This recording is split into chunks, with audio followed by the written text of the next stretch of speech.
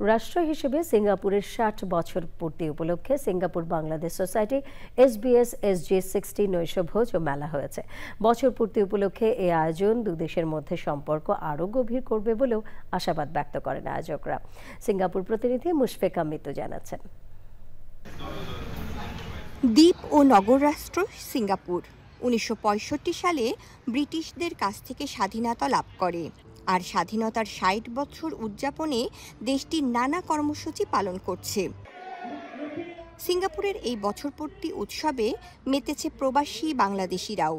এই উপলক্ষে Singapore Bangladesh society SBS আয়োজন করেছে SG 60 নৈশভোজ। এই অনুষ্ঠানে অংশ নেন প্রবাসী বাংলাদেশি সহ স্থানীয় নেতাকর্মীরা। অনুষ্ঠানে গেস্ট অব অনার ছিলেন সিঙ্গাপুরের মন্ত্রী দীনেশ ভাসু দাস। তিনি বলেন, সিঙ্গাপুরের উন্নয়নে বাংলাদেশে প্রবাসীদের অবদান প্রশংসনীয়। I wish the Singapore Bangladesh Society the very best. Please continue the excellent work that you do. And with all of that, I hope to meet all of you, and I hope to meet you in other events as well as we go through the couple of years. I look forward to your 45th anniversary and wishing all of you the very best in the days and years. SBS এর president Sanowar ditto বলেন, তাদের উদ্দেশ্য সিঙ্গাপুরে প্রবাসীদের আরও একত্রিত করা এবং দুই দেশের বন্ধুত্বপূর্ণ সম্পর্ককে আরও গভীর করা। Remarkable 60 years journey of Singapore, as well as we celebrate the great friendship that binds Bangladesh and Singapore.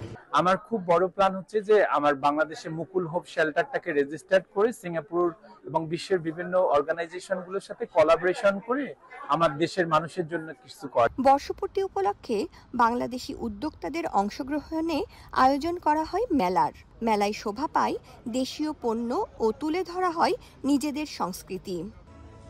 অনুষ্ঠানে সিঙ্গাপুরে বাংলাদেশের হাই কমিশনার ফেরদৌসী শাহরিয়ার বিশেষ অতিথি ছিলেন।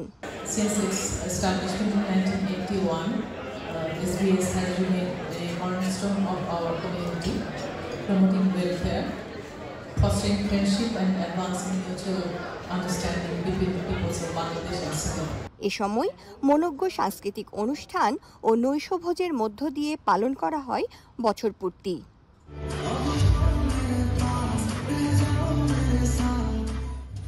সিঙ্গাপুর থেকে মুশফিকা মিতু, প্রবাস সংবাদ।